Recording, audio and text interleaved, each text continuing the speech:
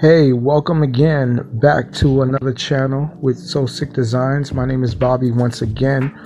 I actually wanted to do this episode based off of what So Sick Design actually stands for. It's a lot of breakdown to it, but I wanted to let everybody understand what the feedback is on that and what made me come up with the idea and things of that nature. What was my first character when I first drew? It's basically a lot that goes with it. What even got my interest in drawing to begin with? With that backstory, I was really little in fourth grade where I first got the interest of drawing, and I used to draw a character. It was my favorite character. Some of the old heads probably would know. Well, it's actually two characters, to be honest with you. It was Darkwing Duck and the Ninja Turtles. Those were like my two favorite characters. So I kept trying to perfect that actual character. So I would take time while I'm at school and would keep trying, add things to it. And I would just keep trying to perfect it. That's what made me fall in love with it. And one of the things about it is that it allowed me to get away from all the other problems that I may have in my life, but that's for another segment. But it helped kind of soothe me. So as I kept doing it, I got better at it.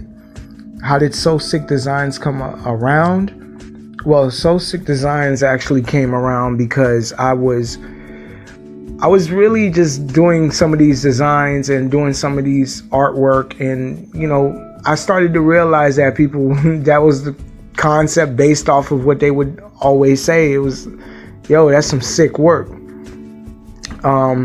Contrary, I mean, that's the most simplistic way to say it, and people would really adore that and say, yo, that's some sick work that you would do. And you can do some greater things in your life, really, if you take the time to really follow that path. As we all do, there are times where we'll kind of derive off of that path that we're supposed to be in. But as I kept doing it, I got better and better at it. I would talk to different artists. I would see other artwork and get the concept and the ideas of how to improve my art. One of my main goals is to really take it to another level. Anytime that I think that it's good enough, it's not really good enough for me. I need to go even more in depth. So what I wanted to really do is get as much feedback as I possibly get from different artists. And get the and just get more of what they've learned and incorporate it in what maybe I can do better. So Sick Designs is also like a learning. It's a learning process as well, because at the same time, it's not just me itself, just me by myself, but it's just everything that I accumulated and learned to put within my craft.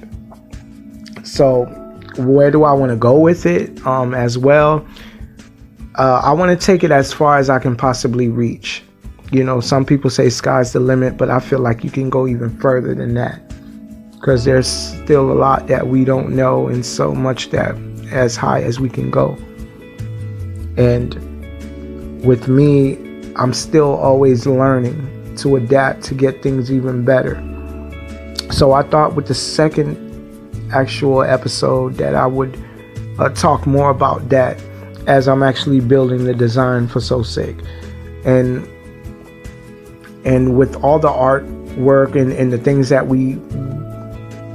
I can learn and do, I feel like it's good to address it, especially for a lot of upcoming artists. Maybe there's some people that might get discouraged, and this is one way to get yourself to be more involved. But there is a part 2 to this. I will be putting that out, and definitely subscribe if you like what's going on.